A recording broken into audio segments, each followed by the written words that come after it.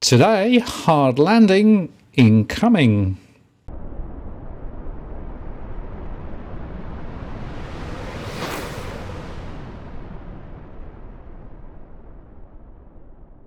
Hello again, it's Martin North from Digital Finance Analytics World. That is post covering finance and property news with a distinctively Australian flavour.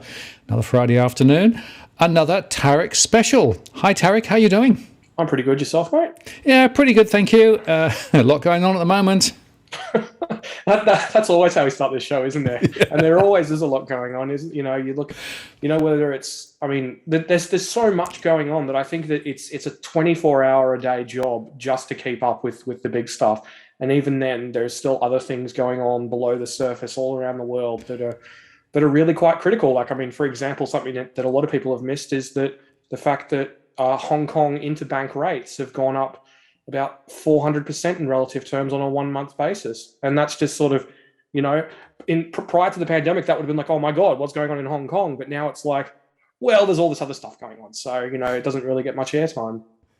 Well, I think it was very interesting. A few weeks ago, the head of the UN made the comment that we're not very good as a species of managing multiple things at the same time. We tend to want to sort of go from thing A to thing B to thing C, so, COVID to Ukraine or whatever, right?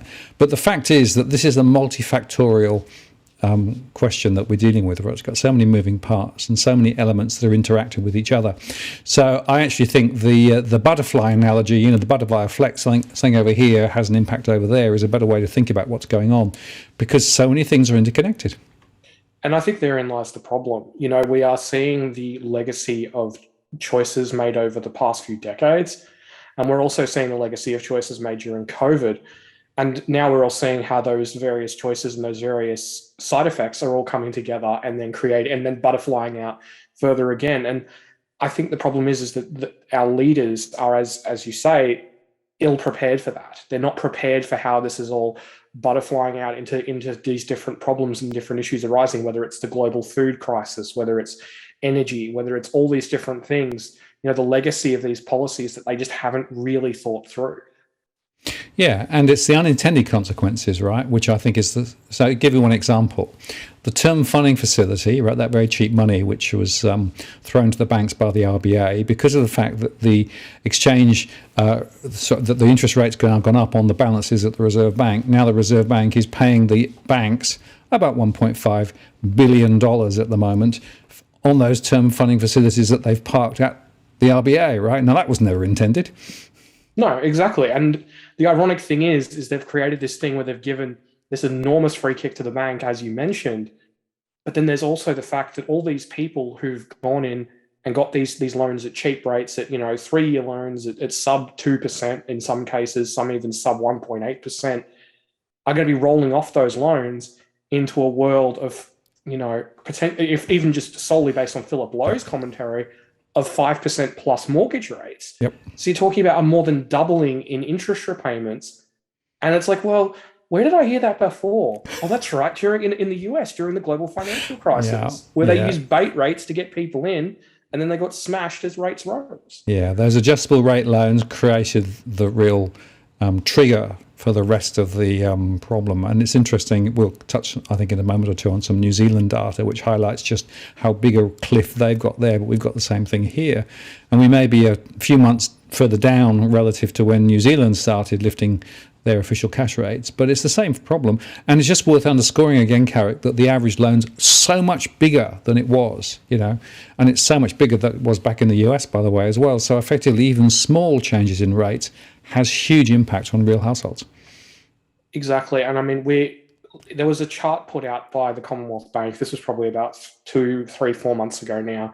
And it basically shows that a cash rate at 2.5% is basically raising the debt burden in terms of the aggregate debt burden on households paying down their mortgages, etc., to the highest level in Australian history.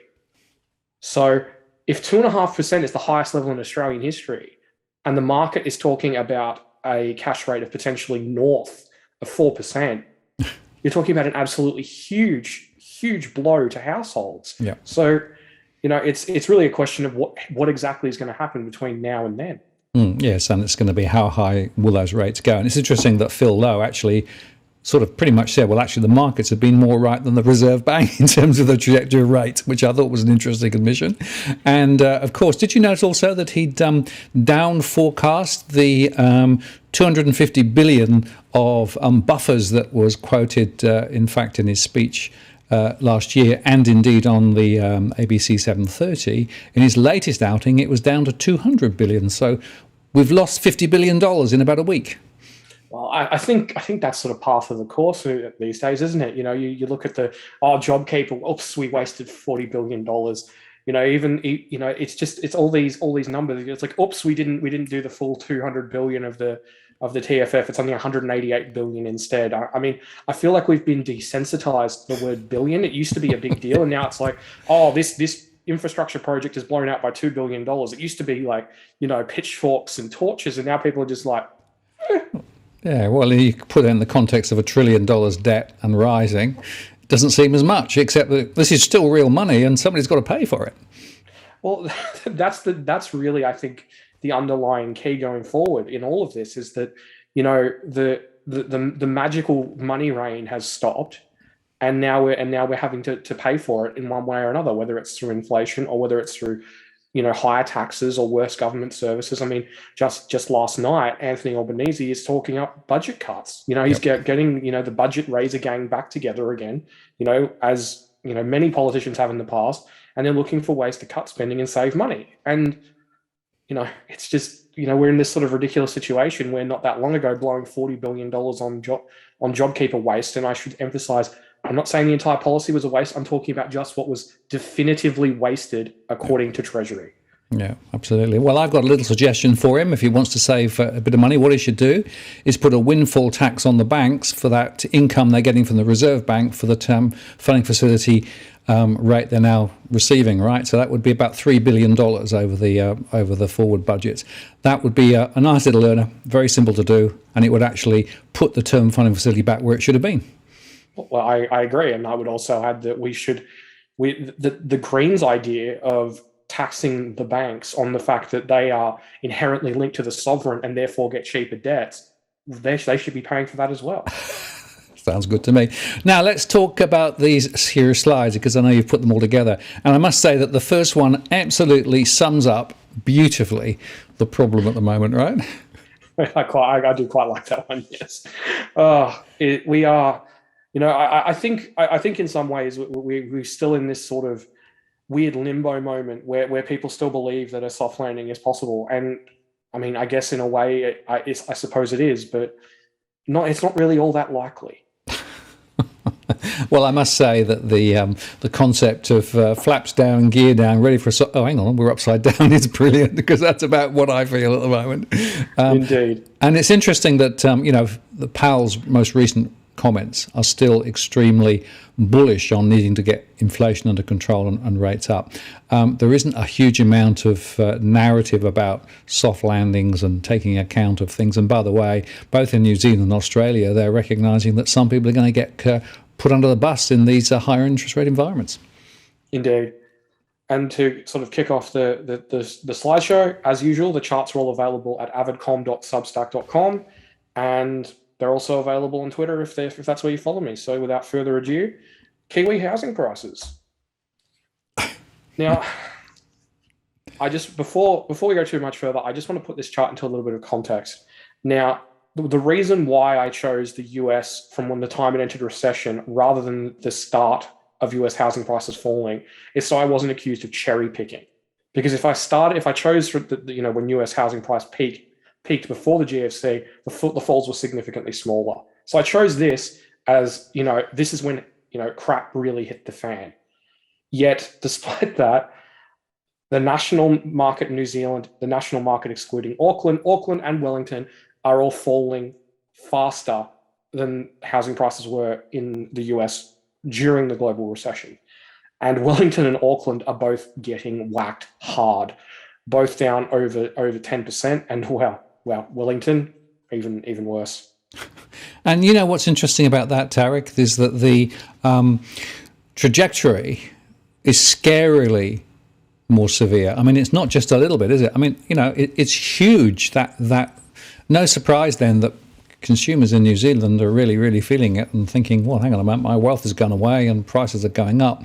But hey, when you increase rates, what do you expect? And it's worth us underscoring again that house prices and interest rates are hugely connected. Yeah, exactly. And I think it's also worth emphasizing too that this is from the Real Estate Institute of New Zealand. This isn't an independent data source with a chip on its shoulder. This is an organization that has benefited handsomely from rising property prices. So I think that really just puts even more emphasis on how the game has changed. Recently in the New Zealand press, there was an article that interviewed various real estate agents in Wellington, which is, as you can see from the chart, the hardest hit, where prices are down almost 14%. And they said in Wellington that prices were down 20%. In some cases, down more than $200,000 from the $900,000 peak in some of these suburbs. And these are big, big hits. And the crazy thing is that we're only 7 months from the peak, and we're already talking, enormous price falls in some locales. Well, it's just interesting. I made a show the other day for this channel where I looked in detail at asking price falls of currently listed prices. And it's interesting that it's quite widespread even now. Of course, none of the indices yet report it because they are about 6 to 8 weeks behind reality. But I think we're also seeing now declines here in Australia as well. And I think the rate of change of decline is going to go up considerably. Yeah, indeed, because we're starting to see the prices start to roll over at a more national level, because you're seeing Brisbane, Adelaide, Perth starting to slow, whereas even just say 6 to 8 weeks ago, you were still seeing them powering on and then really supporting the national number, even as Sydney and Melbourne fell. Yeah, and I'd make one other point there, and that is that the smaller markets, of course, have been much stronger. So, if you look at Tasmania or South Australia, but in volume terms, they're almost nothing, right, relative to the volumes in the other markets. And it's interesting that the index doesn't necessarily produce a weighted result. It actually is an average of the 5. So that's just something else to think about. No, I wasn't aware of that. That's certainly something for the books. Yep. Now to Australia. This is from a chart, well, obviously from Westpac, shockingly, that shows that when the fixed mortgages on their book will expire, which is sort of broadly representative at a national level. Obviously your mileage may vary, but it's ballpark. Now, this basically shows that before the end of the year, only about 20% of those mortgages are going to roll over onto variable rates. Now, according to the a release of an April report from the RBA, about 40% of mortgages are on fixed rates. And now, admittedly, that data is probably a few months old, and that's probably come down a little bit. But that basically means that you've got all these people who are not being impacted by rate rises immediately, who are going to be insulated from the rising rates, at least until the end of the year, in terms of the vast majority of people, almost 80% of people on fixed rates. But that then means that once the cash rate hits its forecast peak, all these people are going to get whacked by these higher rates, by this doubling or even tripling or more of mortgage rates. I mean, if rates do go up, 4% to a 4% cash rate or more as the market is pricing, you're talking about 6.5% variable rates. So if you got in a mortgage at 1.7%, you're talking about the mortgage interest repayments going up, something like almost fourfold. Yep. It's ridiculous. Yeah, and it's worth remembering that next year there is an election in New Zealand. So essentially, the timing could be really interesting. Yeah, it's gonna be interesting to see how all this plays out, because this is something Australia hasn't really encountered before, because we've never had that many fixed rate mortgages, and there's never been that sort of, that for a start on a macro level, but even on a household level, we've never seen rates rise by this much ever. Never in a single cycle have rates risen by this degree, and that's something that we don't know what's going to happen in that regard. No. Yeah, and it's worth saying, of course, because rates were so low, pretty much close to zero as you can get. All the moves now are multiple 100%, right? Whereas when they came previously, they didn't come down as fast, so they went up. The other point, of course, is that many people have not actually ever experienced rising interest rates. They've only ever experienced rates falling. So for all sorts of reasons, plus of course the loans are bigger and therefore more leveraged, this is a whole new ballgame. Yeah, it is. And the thing is, like, as you say, because people haven't experienced it, you're hearing some rather, well, shall we say, silly stories from people on social media. Like I heard one the other day where someone who had bought a property and now faced the falling prices, they wanted to know if that they got that money off their mortgage. Yep. You know, they wanted to know, okay, the value of my property has gone down by $100,000. Do I get $100,000 off my mortgage? And they were very, very annoyed to find out that no, they don't.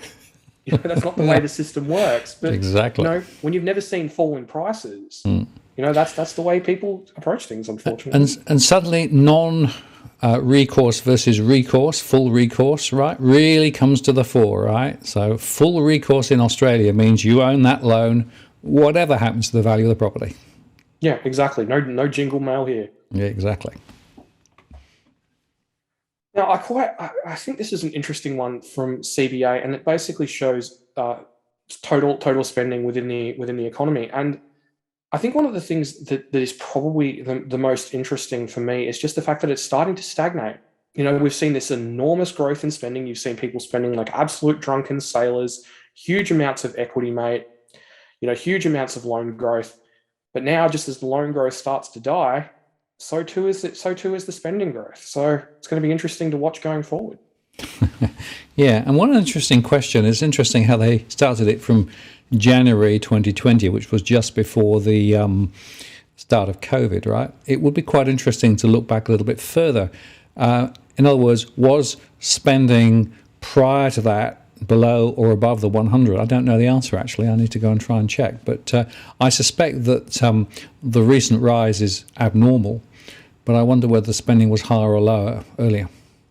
Well, I mean, purely looking at it in terms of using retail sales as a proxy, the pre-COVID trend was relatively weak. You know, if you're talking about, say, 2015 to, say, the end of 2019, I believe it was Morgan Stanley who did an analysis on the Aussie retail sales. It would have been about 6 weeks ago now. And basically their conclusion was that the current level of retail sales, now admittedly this is not adjusted for inflation, are roughly consistent where they expected Australian retail sales in 2036. That's how much demand has been brought forward. Well, there you go. That was all the government handouts, pulling down on superannuation and pulling equity out of Equity Mate. All of those things have come together, right? And spend, except at some point the music stops. Exactly. And I think that's a really key point, because in order for growth to happen, the spending needs to keep growing. Yep. You know, that is the key thing, I think, in all of this, you know, not just in Australia, but globally.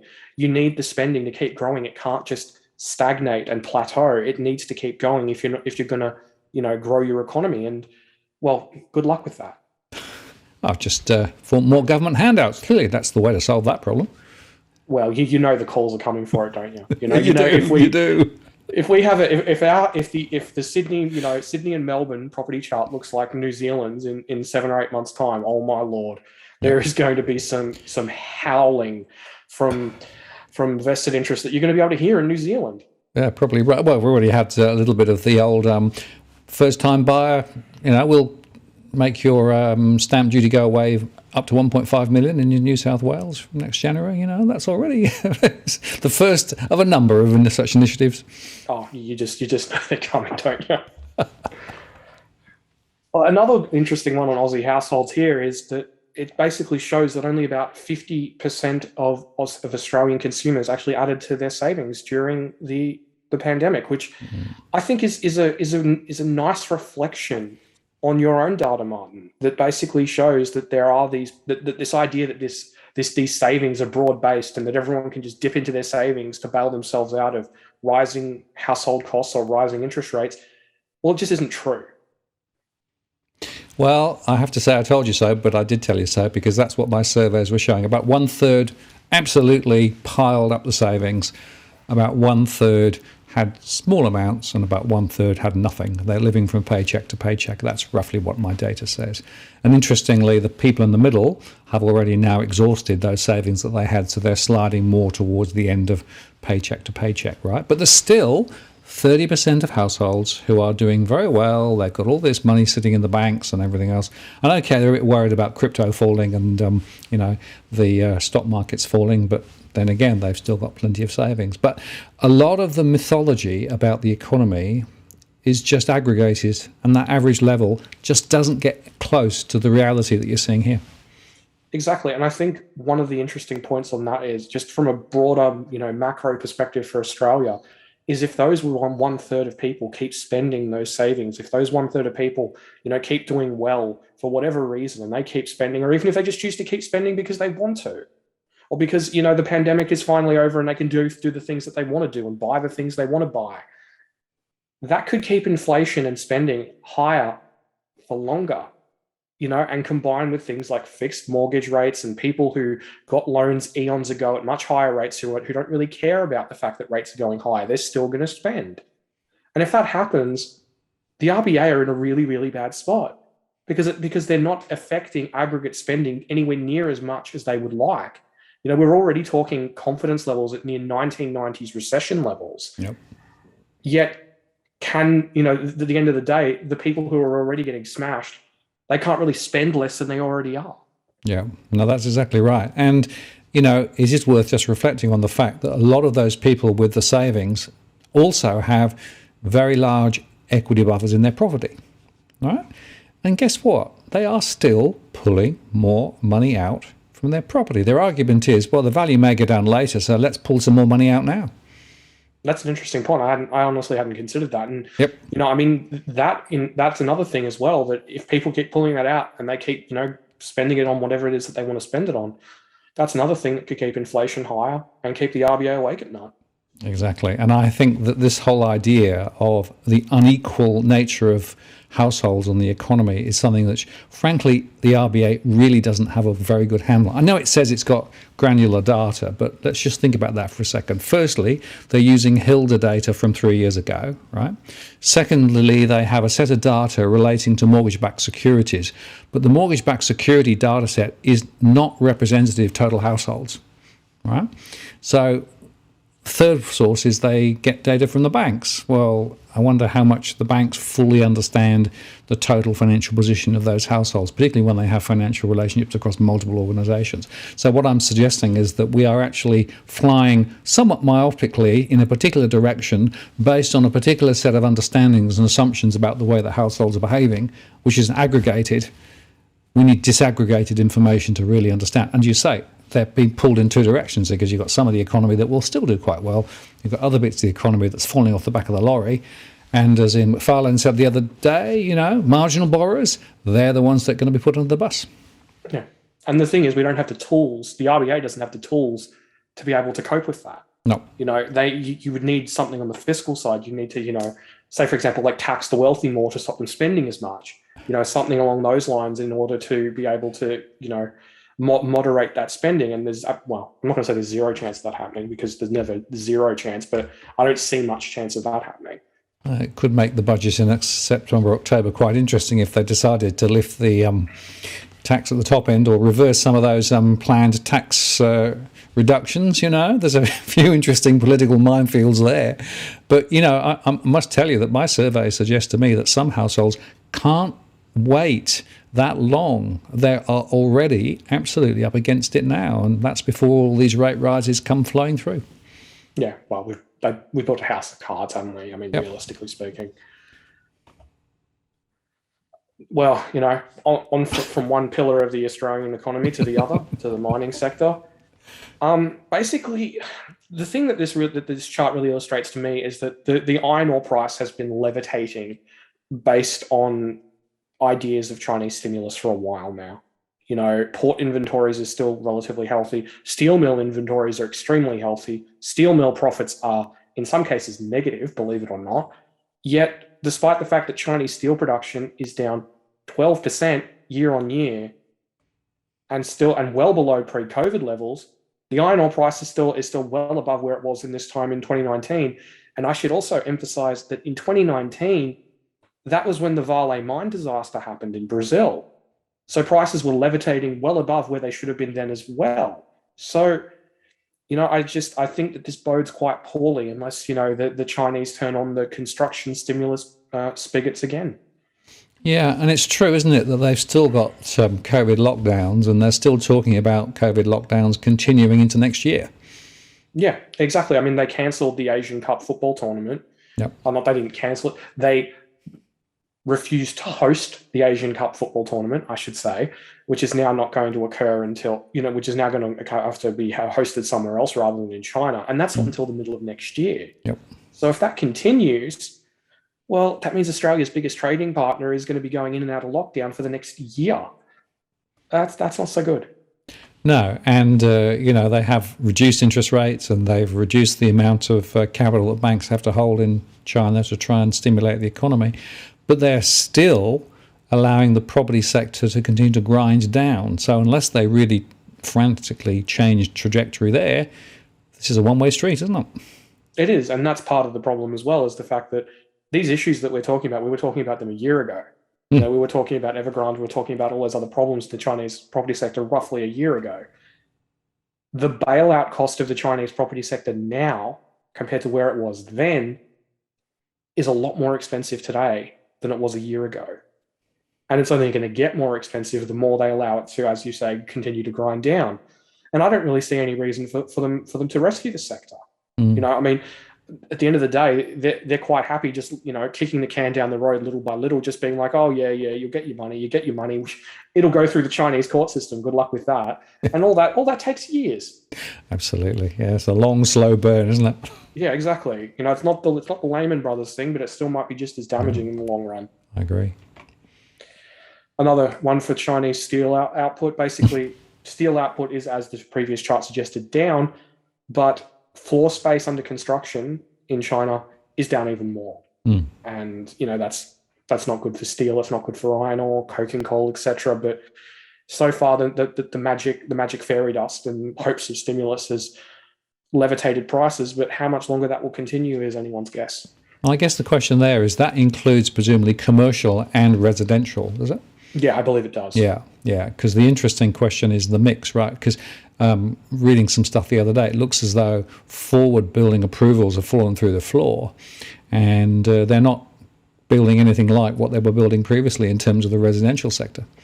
Yeah, indeed. And the thing that is helping to, that is arguably helping to fill part of that gap is the fact that fixed asset investment, aka infrastructure, etc., is up about 5 to 6% year on year in China. If not for that infrastructure spending that they're already splashing big cash on, things would look a lot worse. Yeah, they're building lots of bridges. Yeah, to nowhere. Exactly. I posted this chart on Twitter a few weeks ago, and I don't really know how 98% of economists came to that conclusion, but okay. Only 2% of economists believe that the US will enter a recession this year, even though it might be in a recession now. But, what do I know? Well, I'll tell you something. Bloomberg published a survey the other day saying 28% of economists now think that there's going to be a recession this year. So. Well, it's funny how quickly that evolves, isn't it? Yeah, I'm sure we'll have a lovely, just everyone rushes to the other side of the ship Correct. thing once it becomes obvious. And worryingly, more than 68% think it'll be next year. By next year, many more economists are saying the US will be in recession. So the needle is moving very quickly. I'm not going to lie. I kind of hope that they do avoid recession this quarter, mostly just because then the Fed doesn't have any excuse. Because that would just be, just something to watch. The US narrowly avoids recession, and then Jerome Powell smacks the federal funds rate up above 3%. And oh my Lord, are there going to be some folks who are going to squeal over that? Absolutely right. Well, I remind a few people that September is a very interesting time of year for the stock markets, right? If they drop significantly, they tend to do it then through the year. So it'll be very interesting to see, because that timing will be perfect, right? So effectively, a couple more interest rate rises, stock markets go down significantly further, and then the R word gets front of face, but a bit later in the year. Yeah. Well, that's one of the reasons I love the idea of them avoiding recession now. Yeah, Because if they avoid recession now, they can't officially be, termed in recession until next year, until they get the correct, Q4 GDP data, correct. which Yeah, means they have to cut rates yep, outside of a recession. So it's just, absolutely. it's just perfect. Poetry, isn't it? It really is, yeah. Okay. No. This one really speaks for itself. The University of Michigan Consumer Sentiment Index has been going on since the 1950s. So this is really one of the oldest continual indicators for the US economy that there is all across the board. And it's at its lowest level ever. Now we haven't even had we haven't technically at least had the recession yet, and it's already below every single post World War II recession. That's really something. That's quite an achievement, isn't it, really? And, it's mirrored by ultra low levels of confidence in New Zealand, in Australia, the UK. It does seem to be a thing. Well, one of my favorite little tales about consumer confidence, particularly in the post 2008 environment, is it generally tracks. In the past, consumer confidence tracks the stock market, or the stock market more aptly tracks consumer confidence. If the stock market tracks that particular consumer confidence, oh my lord. Yeah, absolutely. A forward-leaning indicator, yes. Very interesting. Well, look, I still believe there's much more downside to the markets. The valuations on a number of stocks are still excessively high relative to what I think is likely to play out. So we'll see. Well, I'm curious. Like I've been, watching your shows and stuff. I'm curious where do you sort of see the Fed being forced to pivot, being forced to cut interest rates, to save the system, etc. Well, at the moment, I guess John Adams and I have a slightly different view of when that timing might be. I think the Fed will go on for another couple of quarters because I think it's unlikely we're going to get recession in the next quarter. I think it will probably just sort of bubble through, and then suddenly there will be a sharp intake of breath in the early part of next year, because the problem we've got is that it normally takes 12 to 18 months for rate changes to really flow through and hit the economy. So they are already pulling levers, but there's a delayed reaction. Right now, my argument is that the delayed reaction will, roughly land end of this year, beginning of next year. So they'll suddenly be horrified to see just how much things have gone off the boil. At that point, there will be oh no, we need to do something to sort of try and restart the economy again. So we'll go into the next cycle of quantitative easing and lower interest rates early next year. That's sort of my sense at the moment. But who knows? The Fed could do something completely different. Yeah, well, exactly. You can't rule out any. I mean, I think we've seen over maybe like the last 2.5 years that you can't rule out any level of stupidity. Yeah. That people have been saying, why don't you definitively say that Australian housing prices are going to get whacked? And I tell them it's because I don't know what sort of dumb stuff that the RBA, the government, and APRA are going to cook up. Correct. I don't. I would love to be able to tell everyone, yes, housing prices in Australia are going to be affordable. I would love to be able to say that, but I can't. I can't say that they're not going to do that. They're not going to pull out another $200 billion and throw that at the banks, and then some more money here and some more money there and whatever crazy crap. I mean, they've done a great job on almost killing the building sector. That's what home builders worked out real well. Absolutely. But, I don't. You just don't know. Profitless boom for the building sector, right? Which is really painful to see. Building companies are falling over left, right, and centre, and that's why I run scenarios, right? When I talk about where things may go from here, I run 2 or 3 different scenarios because you cannot write off them doing really dumb things just to save the property market again. I mean, they've got a history. Yeah, exactly. I concur. I mean, it'd be nice. It'd be nice for them to just leave well enough alone for a change. It'd be nice for the Fed to leave well enough alone Correct. for a change and just save the core part of the financial system that they have to save for the entire thing to be viable, and then just let the rest of the thing just fall over in a heap and just pick up the pieces that you need to pick up. Sounds like let the markets being the markets. Well, yeah, exactly. I mean, it's not like I'm asking for some sort of Soviet-esque intervention. I'm just asking them to just leave the thing alone. Yep. Yep. I mean, you got an issue now where more than 20% of listed companies in the US are zombies. Yep. I mean, that's just an insane number. And pre-GFC, it was practically zero. Yeah, and if you look at the current bond rates and the fact that companies are having to refinance their financing at significantly higher rates in the US than where they were previously, suddenly more companies are now going to find that their overall results are going to be negative rather than positive. So that's another forward-leading indicator that I think people aren't watching well enough, right? The bond rates are already hitting forward funding for many corporates. Yeah, and I would also add just to the bond issue in that regard in the US, and just more broadly, that is going to make refinancing corporate mortgage-backed securities debt so interesting because they're already looking at major write-down on the value of these properties, and now they have to refinance the debts and refinance the debts in one of the highest rate environments, depending on the credit rating in over a decade. Oh, that's going to be interesting. Yeah, well, we saw a bit of a freeze in mortgage-backed securities the other week, right? When some of this came out, we're going to see more of that. So they're and remember that the Fed is also quantitative tightening, in other words, reducing its holdings of mortgage-backed securities at this time too. So perfect timing, really. Yeah, because people are totally going to want mortgage-backed securities right now. No one saw that movie about that thing. I know. And that funny movie that I refer to everybody to The Big Short, and there's a couple of others that are worth watching, right? Because this has been played out before. And it'll all happen again. One day.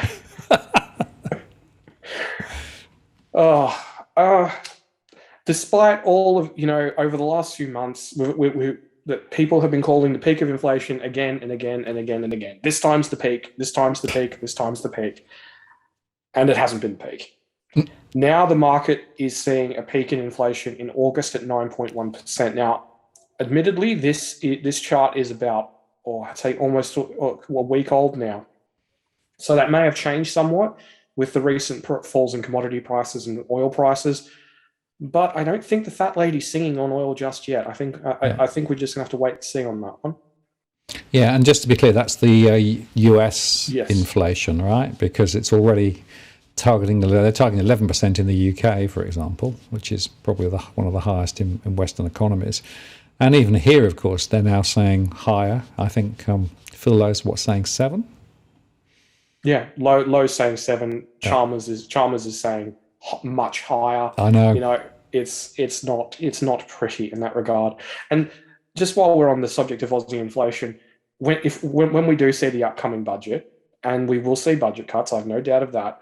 But I think it's also important for everyone to keep in mind that whatever the inflation rate is at the time, say it is 7%, if the budget for whatever program you're looking at isn't boosted by 7%, that's a cut in real terms. Yeah, very, very good point. And the other point I'd make is that you can have a fall in the headline inflation rate if prices don't continue to go on rising, right? So if they go sideways, but people still have to pay those higher prices, right? So you can actually be in the situation where the inflation rate, the way they calculate it, could be falling, but it's not actually positively impacting households because people are still having to pay more for fuel, et cetera, et cetera. That's the other big lie that I always get frustrated about. Yeah, and that's an excellent point. Perhaps you should put a link up in the video of the particular passage where you and John Adams were talking about that on in the interest of the people. I think it was last week. Yep. And I think you really made an important point there, because it's all well and good for the RBA to say, look, we got inflation, to 2.99999%. We're back in the target band. Mission accomplished. Let's unfurl the flag. But that doesn't help someone who is perhaps paying $2.50, $2.60 a litre for fuel if those issues remain. Yep. Or people who are still paying however much for lettuce or whatever it is. That it's going to take. Well, it's not going to take years. At the pre-COVID rate of real wage growth, it's going to take decades for people to catch up with that, and that's obviously going to drag on the economy. But you don't really hear about that, do you? Well, it's interesting because Biden, when he was talking about fuel prices in the US, said that the prices must come down. So he was actually articulating, not just static, but they have to come down. And I think, that's what we should be. There should be somebody in Australia in a position of authority saying it's not just about, keeping prices high. They have to come back down, because that's the only way to solve this. Because let's face it, real earnings are not going to catch up. No, but the problem is that we've created a system where policymakers and central bankers fear deflation. Yep.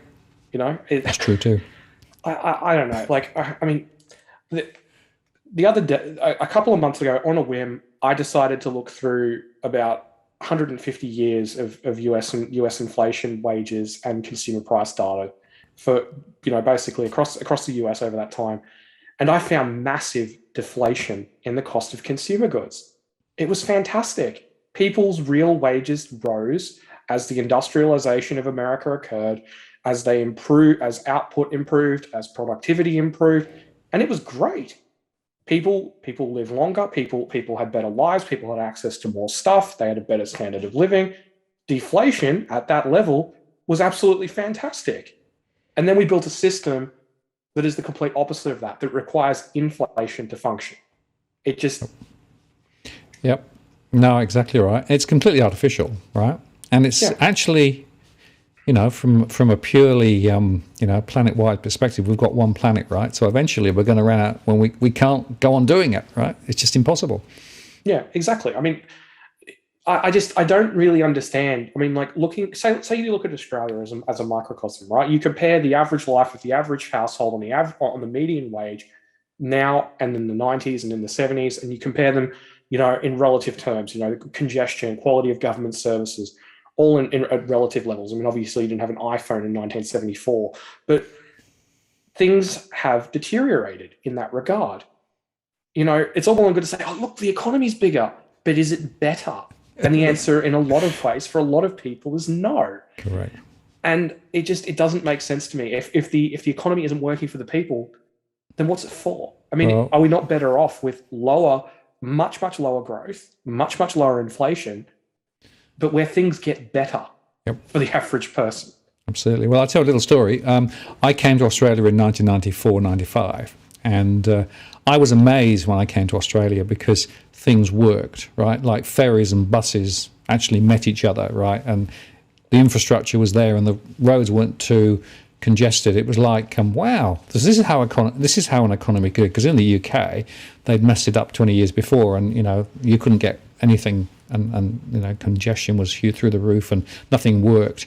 And I think, wow, this is really good. This is an economy that's actually, looking quite good. Now, of course, we've got precisely the same disease that they had back then, right? With all the congestion and everything else. So we've just followed blindly what they did earlier on, which is a real pity, because that question that you just posed there, so what's the economy for, is actually the most critical question of all, right? The economy there should be, in my view, to serve the community and the families and businesses, not to maximise the profits for the big end of town and just to grow to somewhere impossible. Yeah, exactly. I mean, I got to not to go off on too much of a tangent, but I was driving through country New South Wales a few weeks ago, and it struck me by the vibrancy of some of these towns, of all these different little businesses that could never afford to function in a lot of our major centres, because the rents and the cost of doing business are simply too high. These little fringe shops selling, you name it, gemstones and crystals and all these wacky stuff by the kilo, and it was just refreshing to see businesses thrive, to see people make a living on their own, off their own backs, rather than, having to pay some faceless corporate landlord, hundreds of thousands of dollars a year. And it's just, I don't know. I just don't, it's just nice to get that sort of look back in time at the way things were and just go, what, it was better. This isn't just nostalgia. No, absolutely. Well, like I say, I found that when I first came to Australia, I was amazed. But over the last couple of decades, it's just fallen off the back of a lorry and joined the rest of the world. But there you go. Yeah. Well, make Australia great again. Okay. On the left here, we have adjustable rate mortgages, or ARM, as they call them in America, ARM loans. And basically, because rates are rising, a lot of people can't afford the 30-year fixed mortgage rates or the 15-year fixed mortgage rates, or a lot of people don't qualify for them now because they're simply just too high. I mean, US 30-year mortgage rates are pushing almost 6% at the moment, which is the highest level since 2008. But so what they're doing is they're turning towards these adjustable rate mortgages on lower rates, which then, ironically, like The Big Short, in many cases, revert to higher rates later in order to get into the housing market. And those, as a proportion of the US mortgage market, are at their highest level since 2008. So It may not be the same, but it's certainly rhyming. yeah, pretty much. And then on the right here, we've got the proportion of US housing listings that have had recent price drops, and well, it really speaks for itself. It just goes to show the US housing market is slowly rolling over. Admittedly, far slower than Australia, New Zealand, or Canada. Well, but they're earlier in the fall, right? But it's worth reflecting. The first few months, in other declines tend to be gentle, and then they accelerate down. And I've reading some other stuff suggesting that the expectation now is that the housing market in the US is due for a significant fall, and that might actually be one of the triggers to get the Fed to change trajectory. Yeah, I concur. I mean, the housing market is the one that they know will do the most damage. You could have the corporate bond market blow up, you could have the stock market blow up, but realistically, it was the housing market blowing up in 2008 that did the real damage to the real US economy, not just to Wall Street and to pension fund balances. Yeah, real economy and real houses and real falls ahead, probably. Yeah, probably. Although I'm not really sure exactly how they're going to manage to save it. I mean, they don't really have the same, I don't know, shall we say, overt actions that our policymakers have towards propping up housing prices. Well, but when you've only got housing and holes as the two levers of the economy, I suppose it's simpler. Well, I guess, yeah. I mean, the thing is they could pump the other parts of the economy to offset a housing crash. That's the difference, isn't it? Yeah. I mean, while housing is our economy. Exactly. Yes, indeed. Okay. Now, this is the various different outlooks from the Philadelphia Fed Manufacturing Index, the New York Fed Manufacturing Index, the Small Business Board Business Outlook, and also the headline ISM Manufacturing PMI. The ISM Manufacturing PMI is probably one of the key forward indicators for the US economy. But these various indicators are forward indicators for that. And what this is showing is that US manufacturing is based on, at least on these indicators, is very likely to roll over towards the end of the year and into a fairly significant contraction. Yeah, that is interesting. What's the lag? What, three or 4 months, something like that? Yeah, something along the way. Obviously, it varies depending on the different conditions and the different geographical locales. But yeah, it's usually around about 3 or 4 months. Yeah. So it's something that we're likely to see towards the end of Q3, Q4. And some of the Feds who model the economy going forward, they're now in recession territory, right? So.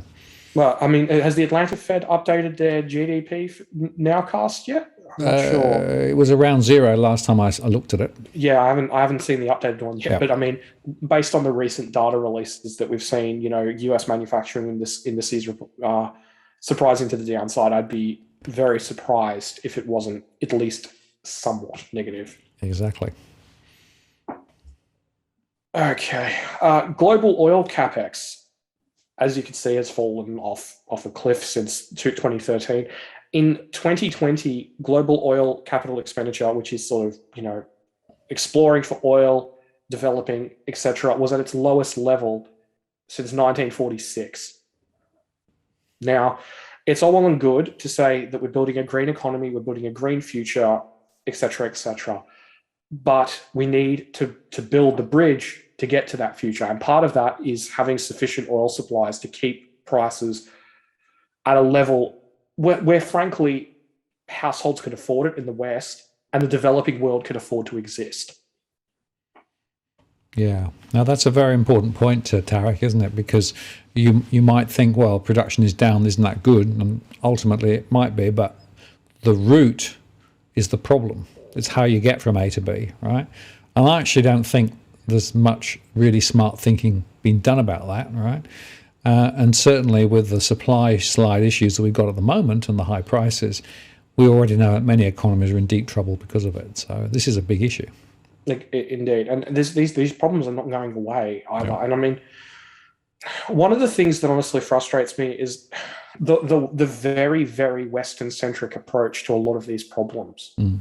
Like if you look at Pakistan, for example, a nuclear power, a nation with nuclear weapons, you know, they can't afford to keep the lights on because they can't afford the price of LNG cargoes. You're not talking about like, this extreme, these really, really base level developing nations. You're talking about, a country that has, that's been to space. Mm. These are sort of more affluent developing, the more affluent end of the developing nation spectrum. And they can't afford fuel. You look at Nigeria, for example, a lot of their airlines are canceling flights because they can't afford the fuel at the current prices to be able to sell the tickets and make a profit. And those issues are happening across the developing world, and they are getting absolutely smashed by this.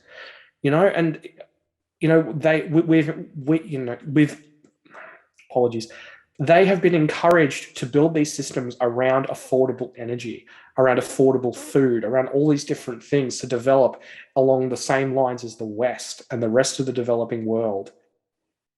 Yet that is now being seen to be potentially unviable for them, Yeah. which is just it's a bloody disaster is what it is.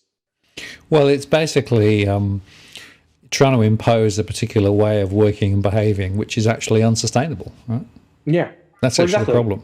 Exactly. I mean, if you impose Western levels of consumption Yeah. on the rest of the world, Yeah. the world ceases to exist. Exactly. It won't work. But yeah. And this is just expected global oil demand. It's going up. Which implies higher prices, right? Yeah, exactly. Yeah. We're seeing less capex. US refining capacity has been Yeah. cut, by almost, I think it's about almost over 10% since the start of the pandemic. US refining capacity has fallen because they've decommissioned refineries, they've been sold off, Yeah. etc. Yeah. And now they're going, oh crap, we needed those. We needed those because now we don't have the spare capacity to be able to refine all this diesel, petrol, etc. for Europe because Russian refineries are sitting idle. So it's a mess. And just for anyone wondering, this is the last shot of the day. And I will make the point, Tarric, that this is quite resonance of the power price problem here in Australia, right? Because we've got the same issue where effectively the production levels aren't necessarily being managed that well, and we've got various issues of trying to transition all sorts of things. But the master plan hasn't worked, basically. There was a master plan. Well, I hope there was. Maybe that's the problem. Well, that is the issue. I mean, like there have been people, warning about a lot of these issues for years now. I mean, I've been, like the guys in macro business, they've been going on about the gas issue now for God knows how long. Yep. Better part of a decade. Yep. And no one listened, of course. And now we're all well, the other night I turned my heater off so Sydney could keep the lights on. So. Yeah, well done. Yes, well, but it is remarkable. I remember a few years ago touring around some parts of Asia, and the power went off quite regularly, and everybody said we just don't have enough supply. So it's expected that there will be periods during the evening when there'll be no power, right? And I was thinking, well, that's because they haven't invested enough, etc., etc. And here we are in Australia, in the last 2 weeks, the risk was that the power would go off. It didn't, but it could have. That shows to me that there was a massive, mega mismanagement of this issue, not over the last few weeks, but actually over the last 10 to 15 years. Yeah, exactly. And, it's like I was having a conversation with someone earlier on Twitter, and the problem is that these issues get ignored. They're not especially pressing from a political standpoint, so the public isn't, complaining or, raising them with their local member of parliament. until they become a catastrophe. Mm. You know, like let's say like the oil issue. You know, for years and years, even recently, you know, you've had Biden bashing the oil sector again and again and again and Yep. again. And then you know you go, oh, you know, you guys are bad, you're horrible, you're doing all this. This is you guys profiteering, even though in some cases, particularly with the refiners, it's actually not. They're actually doing their level best to, you know, basically keep things running at 100%. Mm. But what incentive is there to invest, you know, in new wells, in new infrastructure, to be able to keep society running until we can get to that green future, when you're being constantly berated and you have no idea when the plates are going to stop spinning and your services are going to be surplus to requirements. That's exactly right. So again, it shows that without some sort of more strategic thinking and some sort of sense of where we're heading, so lack of certainty has been one of the big problems certainly here in Australia, and also the political toing and froing on the whole energy generation thing. It's interesting though, of course, that Western Australia is doing very well, and they did that by reserving gas. Wow, you know, I mean, wouldn't it have been nice if the eastern states followed suit and just chose to look after our own people for a change? You know, Yep. instead of us importing gas for a higher price from overseas than the price that we're selling it for to Yep. people overseas. I know. Makes you wonder, doesn't it? Yeah, well, the more you go through this stuff and look at all these charts, you think, all right, it's a very multifaceted, multi-complex problem, right? The trouble is, I'm not sure I got any further solutions other than just watching what's going on at the moment. I feel a bit helpless with regard to some of this stuff.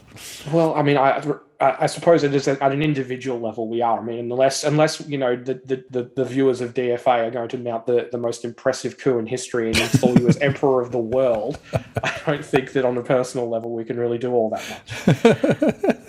much. That's true, unfortunately. But it is important to call this stuff out, right? Because at least if we're helping to people understand what's going on and what the dynamics are, that's a good step actually in terms of helping to try and set some agendas and set some things differently, because we have to do things differently, right? We can't just replicate what's been done over the last 20 to 30 years and expect a different outcome. We won't get a different outcome. We actually have to find a different journey, a different route, a different narrative, a different set of priorities. And it comes back to what you said earlier on, which is, so what is this all about? Why are we doing all of this in any case, right? And I think if you come back and build a story from the point of view about maximising the benefits to society and to people and businesses, that would be a really good start. It'd be rather nice if the budget in September, October started from that perspective rather than what it normally is, which is just sort of tweaking a few dials here and then trying to keep the numbers within sort of certain parameters and extracting from what we did last time with a small increase here and there, right? We need something a bit more creative than that, I think, to be really effective. Yeah, I think that's true across the board. I mean, it's not just Australia that has experienced this lack of vision and and just going back to the same wells again and again. You know, like you look at the rest of the Western world. You look at QE, you look at pumping housing prices. It's the same. I mean, while I would love to be able to say, "Oh, Australia's unique," and that we have a really unique problem, we don't. The Canada has the same problem. New Zealand, the UK, even to a lesser extent, the US, and all of that could have been avoided. We could have sought out other avenues of growth, or even just accepted lower growth. Lower growth, but in a pursuit of better living standards for the populace. But we didn't. Absolutely. Or I shouldn't say we didn't, because we as individuals certainly did not, but our leaders did. No, exactly. But you see, that's a change, a philosophical change and an economic change, and a whole series of questions about neoliberalism and all those things which come off the back of it, right? And unfortunately, the base assumptions that Treasury operate with and government operate with are wired to that old-fashioned growth at all costs, and obviously it's got to be at the top end of town and the big corporates that actually lead all of that, right? I mean, that there are a bunch of assumptions there which I think are actually invalid, but hey, that's a bit radical, isn't it? Yeah, it's a tough one, because I mean, you're talking about in not only in entrenched power structures but entrenched ideologies. Yep. And in some cases, getting rid of an ideology, any ideology, if someone's that attached to it, is really, really difficult. You know, I mean, you look at these people, you know, still following ideologies that died bloody deaths, Yep. you know, 70, 75 plus years ago, yet they still follow them. I've got the answer. Let's turn it off and turn it on again. Well, you know what? That's probably as well. Actually, no. I'll actually, you know, catch myself there. We tried that in 2020. It didn't work. Good point. Tarric, as always, really enjoyed speaking with you. Thank you very much for the slides and all the work on the slides. And we'll put the links below so people can go and look at them at their leisure. And guess what? We'll do it again down the track because there'll be always more things to talk about. Yeah, definitely, mate. I'm looking forward to it as always. Always a pleasure to be here. Thanks very much. Take care. Bye-bye. You too, mate.